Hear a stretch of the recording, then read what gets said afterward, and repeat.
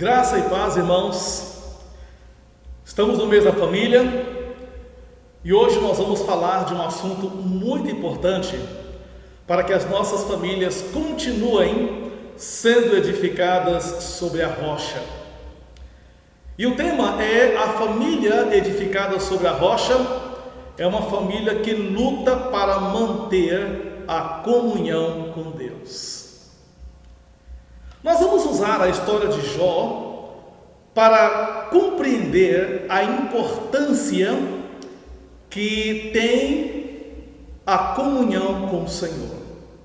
Jó, vamos olhar aqui no livro do capítulo 1, verso 1 de Jó, nós vamos ler, você pode nos acompanhar aí, e aí nós vamos compartilhar esse trecho, esta história tão importante, que foi para que nós aprendamos que sem comunhão com Deus, nós não vamos vencer.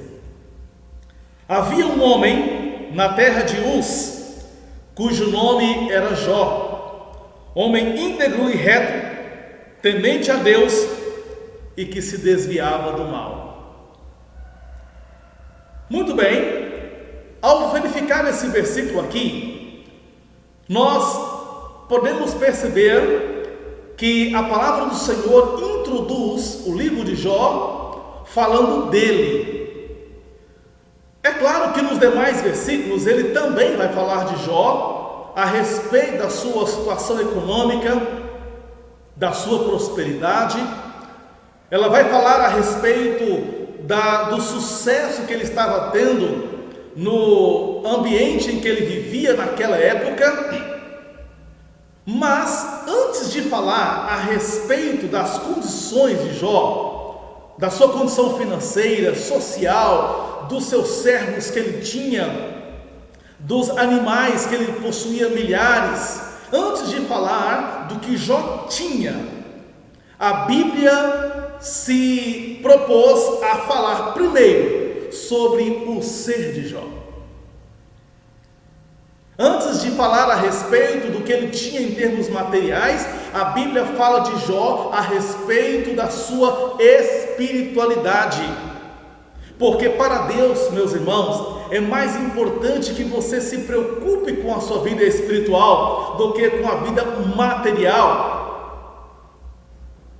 Havia um homem na terra de Uz, cujo nome era Jó, homem íntegro e reto, falando do seu caráter honesto, fidedigno, um homem que prestava-se a viver uma vida correta e justa, e ainda diz, temente a Deus e que se desviava do mal. Então, a base do caráter de Jó era o seu temor que ele tinha de Deus, ou seja, Jó era um homem que tinha comunhão com Deus.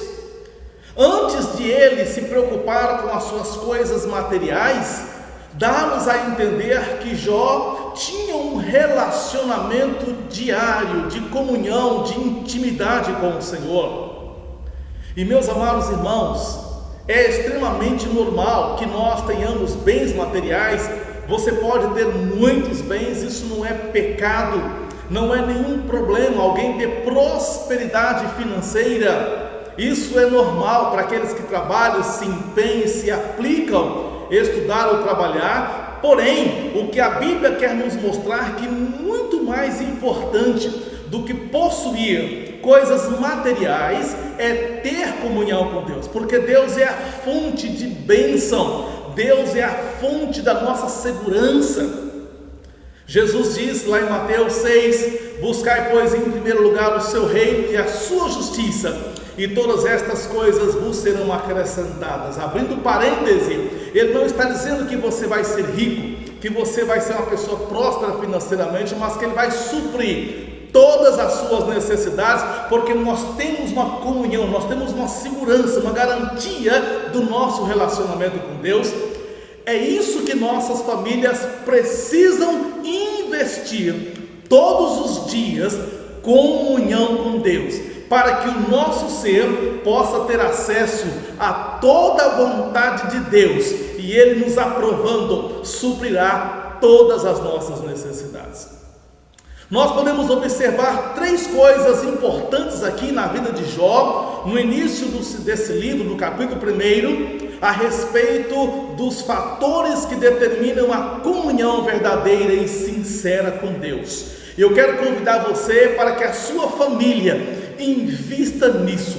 Eu quero desafiar você, meu irmão, minha irmã, pais, para que vocês possam tomar uma decisão de investir todos os dias a ter comunhão com Deus, e vocês verão ao longo da vida de vocês o resultado desta comunhão. Bom, observamos que depois de descrever a vida espiritual de Jó, o que Jó tinha, a Bíblia nos diz que Jó passou por provas terríveis, adversidades desanimadoras, desastrosas, tanto na perda de seus bens, de seus filhos e da própria saúde. Jó passou por tribulações agonizantes, aterrorizantes, porque Satanás o acusara, perseguiu para anular aquela vida boa que Jó tinha, tanto no aspecto espiritual quanto no aspecto material. Mas três coisas determinou o sucesso da própria vida de Jó e da sua família face às adversidades que ele passou.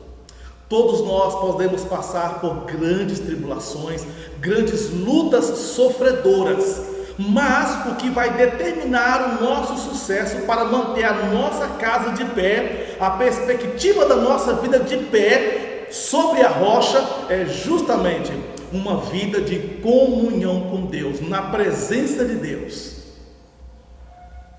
Em primeiro lugar, nós observamos aqui que Jó tinha um grande relacionamento com Deus em termos de oração, de estar na presença dele, que a própria oração em si, ela tem esse significado de comunhão.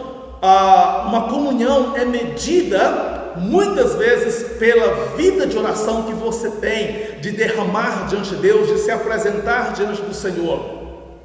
O verso de número 5: decorrido o turno de dias e seus banquetes dos seus filhos, chamava Jó seus filhos e os santificava. Olha a preocupação de Jó.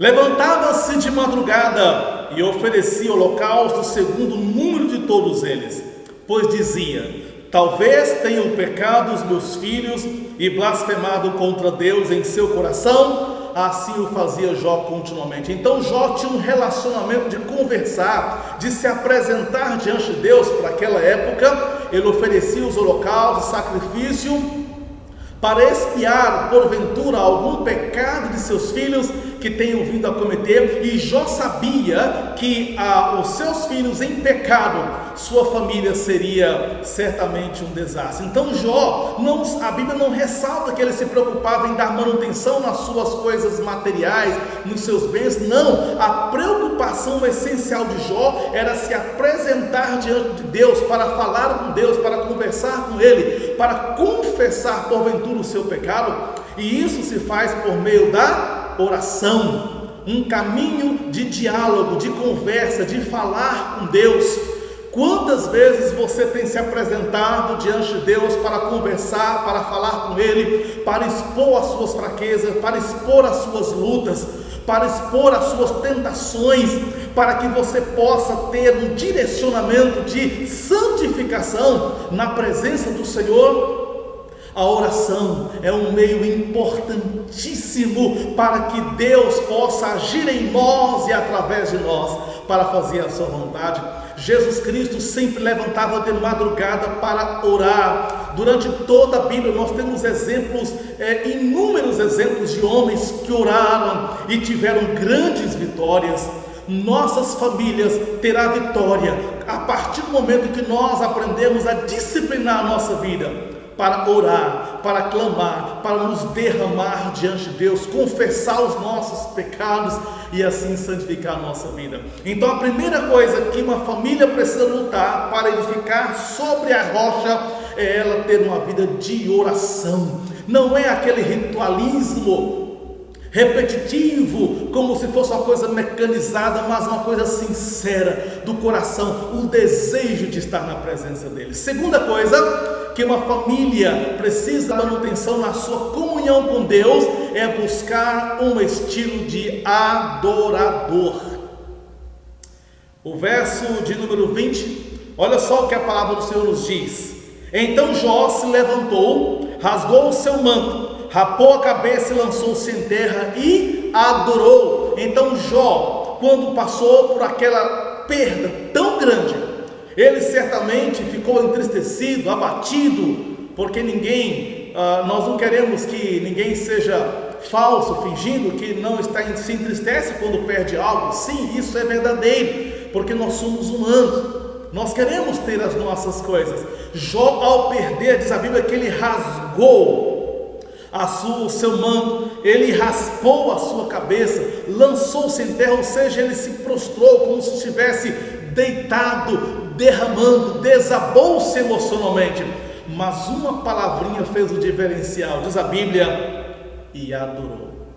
Jó não se prostrou apenas por derrota, por cair como se tudo estivesse perdido, ele adorou, significando, irmãos, que Jó já tinha um estilo de adorador, porque no momento tão difícil, ele poderia se lamentar, perguntar por quê, questionar Deus, embora ele fez isso em alguns momentos na sua fraqueza humana, ele, no entanto, no seu coração adorou. Adorar é reconhecer Deus na sua essência, o que Ele é, e reverenciá-lo, seja em culto, seja prostrando-se, reconhecendo a sua magnitude, a sua grandeza, exaltando-o em seu coração por meio do louvor, por meio de pronúncias que de fato manifestam a benignidade da glória de Deus. Então adorar é reconhecer no íntimo do nosso ser que Deus é Deus em qualquer situação. Então Jó era um adorador, e isso determinava essa comunhão forte que ele tinha com Deus. Quem é Deus para você? Deus é bom quando Ele te dá bênçãos, quando tudo vai bem na sua vida. Então pense nisso, Deus não é bom por causa de uma circunstância, Deus é o que Ele é, e o adorador reconhece-o, e o adora em qualquer circunstância. Isso é comunhão. Quando a comunhão é deficiente, nós temos dificuldade para agradecer a Deus nos momentos mais difíceis da nossa vida. A Bíblia diz em 1 Tessalonicenses 5, em tudo dai graças, porque esta é a vontade de Deus para conosco em Cristo Jesus. Muitas vezes nós damos graças por tudo que é bom, mas e as dificuldades? Por quê? Porque a graças não é simplesmente por você felicitar-se pelo que acontece, mas é por reconhecer quem é Deus, a grandeza de Deus. E o adorador faz isso, ele se prostra, ele reconhece, ele ama Deus, ele reverencia Deus, ele exalta Deus, ele louva a Deus por aquilo que Ele é. E é claro que o que Ele é, Ele com certeza fará muitas coisas boas. Ele fez muitas coisas boas. Deus tem nos dado muitas bênçãos por causa do que Ele é. O adorador faz isso no seu coração. Leve sua família, a sua família adoradora, a se prostrar diante de Deus. Reúna sua família para que exalte, para que louve, para que engrandeça o Senhor. Faça da sua casa um local de verdadeira adoração, não pela casa física, mas um local no seu coração. Jesus disse que Deus procura adoradores que o adorem em espírito e em verdade. Sua família já foi encontrada por Deus? Sua família já teve encontros de grande experiência com Deus? Porque Deus procura adoradores que o adorem em espírito e em verdade. Sua família está adorando em espírito e em verdade? E terceiro, algo que determinava a comunhão de Jó para com Deus e que foi determinante para o futuro da sua família, para com a palavra, para com a obediência de Deus. Verso de número 22, em tudo isso não pecou Jó, nem atribuiu a Deus falta alguma. O salmista no Salmo 119, 11 diz: guardo no coração as tuas palavras para não pecar contra ti. Por que Jó não pecou nesse aspecto? A Bíblia não diz que Jó não era pecador, que ele não havia pecado em outras ocasiões. Mas a Bíblia diz que em tudo isso, ou seja, nessa circunstância que ele estava vivendo de tribulação, de perca, Jó não pecou. Ou seja, a despeito da sua tristeza pela perca que ele teve, Jó não desobedeceu ao Senhor. Jó ainda manteve na sua mente, no seu coração, as palavras que certamente o direcionariam para não blasfemar contra Deus, que seria atribuir a Deus falta alguma, como se Deus havia falhado, como se Deus fosse injusto, como se Deus havia esquecido dele. Jó não pecou porque Jó tinha no seu coração o desejo de obedecer, de viver uma vida de submissão, uma vida de direcionamento pautado nos padrões da vontade do Senhor. Amados irmãos, nossa família precisa se preocupar a cada dia se estamos ou não fazendo a vontade de Deus, porque muitos de nós somos tentados a viver segundo aquilo que nos agrada, nos amoldarmos ao ambiente em que vivemos para alguma coisa que não vai nos trazer tanta preocupação, tanta dificuldade, mas isso não está certo. O padrão da nossa vida é a vontade de Deus, é a palavra de Deus. Portanto, uma família em constante comunhão com Deus é uma família que se preocupa em fazer a vontade de Deus. Ela se preocupa em fazer aquilo que Deus diz. Portanto, é preciso que você estude, é preciso que você se dobre diante da palavra para ler, estudar, se alimentar, absorver e praticá-la, para que você não viva em pecado. O pecado é desastroso, o pecado nos separa de Deus, ele é como um câncer que vai corroendo. E cada vez mais, por mais que você tente resolvê-lo por seus meios, você nunca vai conseguir. A vontade de Deus, ela deve ser a nossa maior preocupação. Eu me lembro de um livro que li, eu já citei isso aqui, eu gosto dessa frase quando diz que no centro da vontade de Deus não há decepção, há sucesso. Fora da vontade de Deus não tem sucesso, mas vai ter decepção. Portanto, que a sua família, sendo edificada sobre a rocha, tenha comunhão com Deus. Lute. Não deixe que a televisão suga sua mente para você ficar horas e horas na televisão, na internet, na rede social. Não deixe que a vida possa absorver o seu coração, impedindo você de ter comunhão e levar a sua família a ter uma verdadeira comunhão com Deus. Certamente a vitória, as bênçãos virão, apesar das lutas, das dificuldades, de tudo que ao nosso redor nos enche de tantas más notícias, independente das tribulações. Certamente nós teremos vitória. Lembra-se do final da vida de Jó? A Bíblia diz que Deus deu o dobro de tudo que Jó tinha. Porque ele merecia? Não. Porque certamente Deus o chamou e ele manteve comunhão. Jó teve o dobro de tudo que ele tinha de animais, de bens. Deus deu mais 10 filhos, porque os outros 10 estavam mortos, mas estavam certamente na glória, é o que nós entendemos. Mas Jó teve outros 10 filhos. Ele sustentou a sua esposa, apesar da fraqueza dela, mas Deus teve misericórdia, deu ela força para ter mais 10 filhos. Gente, irmãos, Deus é abençoador. Deus é fonte de riqueza, de glória, de vitória. Mas eu faço um clamor: famílias, vamos lutar para ter comunhão com Deus. Vamos deixar de lado as coisas inúteis, as coisas fúteis desta vida. Procure tirar aquelas ervas daninhas da sua família que impeçam o seu crescimento para estar na presença de Deus. E como Jó, ainda que Satanás invista contra a sua vida, ainda que possa haver uma grande tempestade ao nosso redor, ainda que esta pandemia perdure mais, traga muitos prejuízos físicos, mas se você estiver em comunhão com Deus, sua casa sobre a rocha, nada vai atingir o interior da sua casa.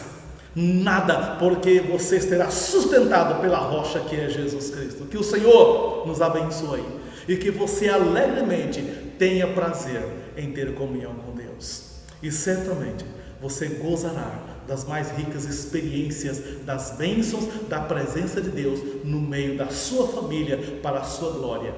Que Deus nos abençoe.